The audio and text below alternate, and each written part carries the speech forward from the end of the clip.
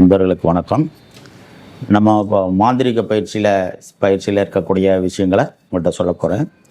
மாந்திரீகத்தில் பார்த்திங்கன்னா அருள்வாக்கு சொல்கிறது, பேபிசாஸ் ஓட்டுறது, பில்லி சுனியை எடுக்கிறது, வைக்கிறது, மைமுறைகள் செய்கிறது, அது மாதிரி தோஷ பரிகாரங்கள் பண்ணுறது, ஆண் பெண் தகாத உறவுகளை முறிக்கிறது, கணவன் மனைவி ஒற்றுமை இல்லாமல் இருக்கிறவங்கள ஒற்றுமையாக்கி வைக்கிறது, இது மாதிரி மாந்திரிகவாதிகளுக்கு தேவையான எல்லா விஷயங்களும் இந்த பயிற்சியில் வரும்.